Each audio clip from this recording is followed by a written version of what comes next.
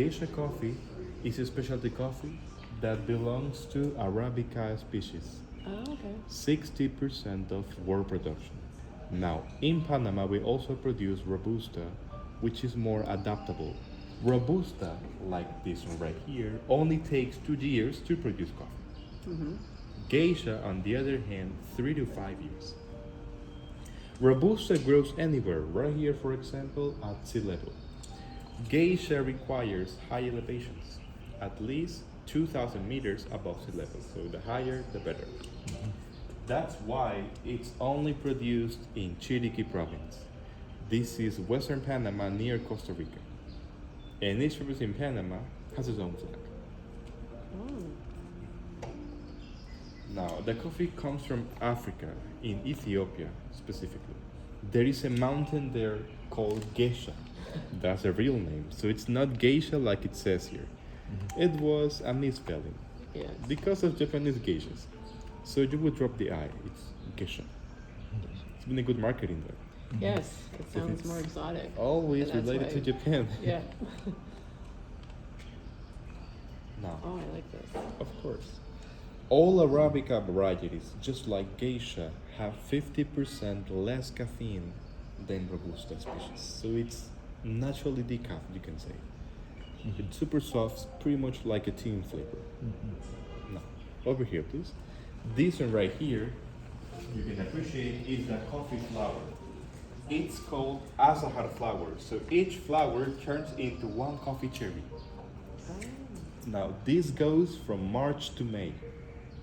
Then, between September to October, over here, please, all the cherries have finally appeared. Now, for geisha, we only gonna pick the red ones by hand. So you need to be patient to a certain point. For geisha only. Now, for Robusta, we can pick the green ones as long as they have a good size. So it doesn't matter. There is a word in Spanish for describing Robusta coffee. We call it that is machetero. It's like it goes against everything. Diseases, heat, and now over here we have the three coffee processes. We have natural, honey, and wash process.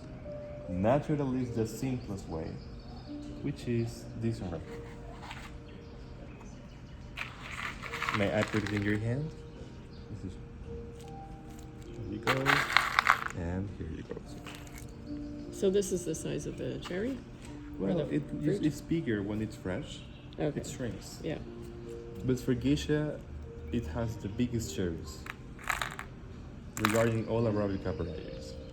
So this one is sun-dried 40 days. So it's stronger in flavor. It's a regular coffee with chocolate notes. It has more body. This one is honey process. But there is no real honey here. It's just a name. The difference is that in this case, we remove the skin when they are fresh. Just like that, red in color. Coffee has a natural sugary layer, so when it dries, it gets sticky. That's why the name. So no real honey at all. You let it dry 15 days in the sun. And this one right here that kind of looks like a peanut is the wash process. Now, we use a machine here, a depulping machine, to remove the skin and the sugary layer. Afterwards, the coffee fermented in water 24 hours. Then you let it dry 1 week and it's done. Now, could you please remove the shell, break it open, just like a pistachio. Don't need it there. There you go. As a seed. Yes, that shell is called parchment, just like paper. It recovers the kernel and we get a green coffee bean. So that's what you wrote. And you can throw the shell here, it's fertilizer. Nothing is toxic, it's real. Now, the three of them look all the same inside. Green beans. And we export coffee like this always. This way each country can roast them to their likings. It's about preferences. For instance, this would be a light or blonde roast. Smells like coffee now, a little bit. There you go, Mr. George.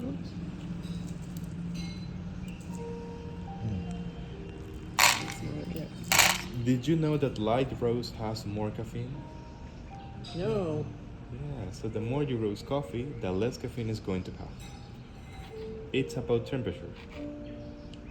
You see, when you roast coffee, it loses weight and water 20% and gets volume 60%, so it pops up just like popcorn. That way it loses caffeine over temperature. So the more you roast it, the more caffeine is going to lose. That's fine. Yes, and also when you roast So when it, they say light, they mean light in color, not light in caffeine. exactly. So it's quite the opposite. Yeah. Well, that's It's interesting. Oh, yes, right here. Also, when you're roasting coffee, it retains gases. In this case, carbon dioxide. That's why it gets swollen. For example, comparing these two, it used it's alright. It used to be like this and got like this. Now, light roast has more acidity as well, so sometimes it's a bit sour. It's popular in Arabic countries and I would say Asian countries. Yes. Now, for geisha, the standard is medium. It's more balanced in aroma, flavor, acidity, and body. So most of these forms apply medium roast. The aroma is intensified. There you go. So for geisha, this is the standard. I can smell something.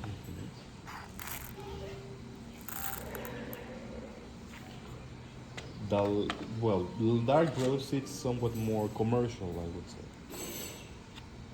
Coffee here gets a bitter taste, has no acidity, and way less caffeine. That's why you would add sugar or milk here to mitigate the bitterness. But regarding geisha coffee, milk and sugar are off limits. It would be a sacrilege otherwise.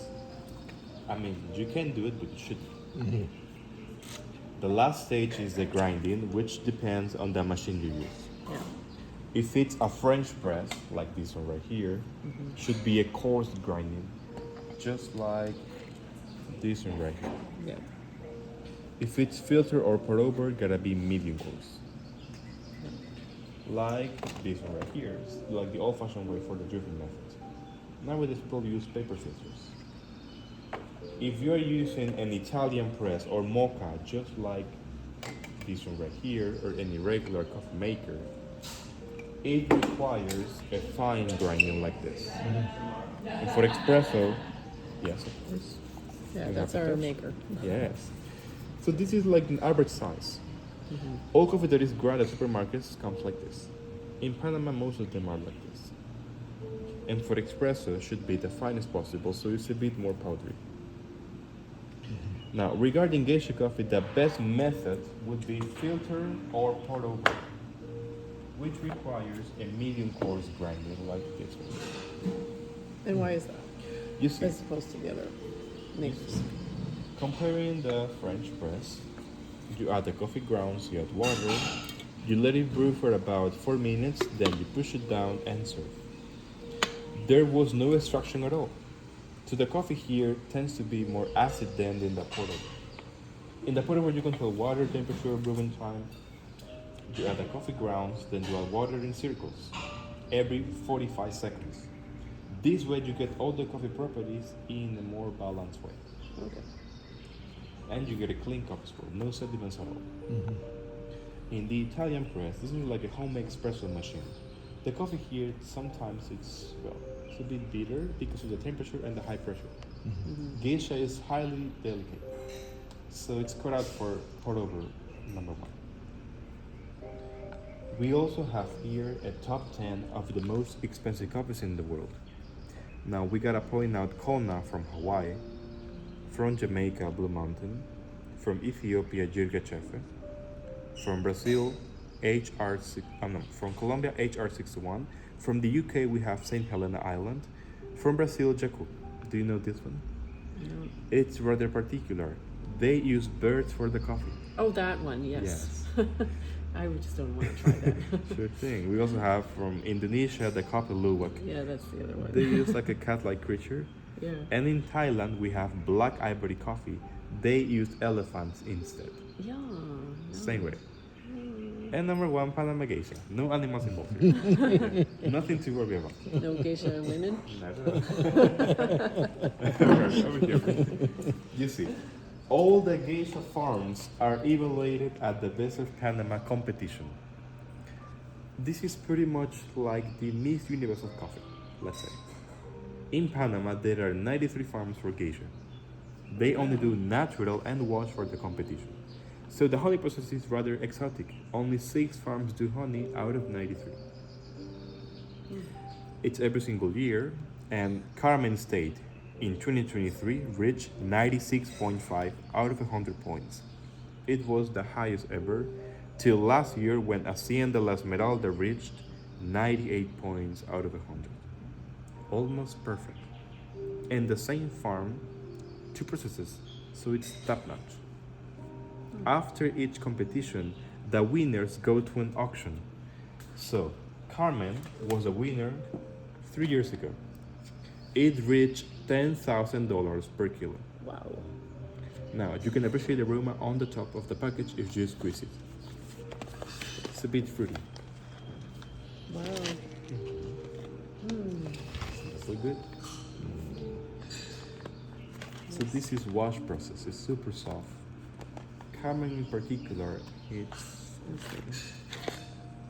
quite citrusy. Yes. How about this one? This is more chocolatey. So, this is 90 Plus Farm. It was the first Panama geisha state to ever get $10,000 per kilo back in 2019 in Dubai. Wow. Nice. Now, the winner last year was Hacienda La Esmeralda, which is this one right here. At the auction, it's Bird Records. It reached $30,000 per kilo. Yes, it's crazy because it's Can you coffee. smell it in this thing? I think you could, but I think it's a package. No. We have one that is open. I'll show you.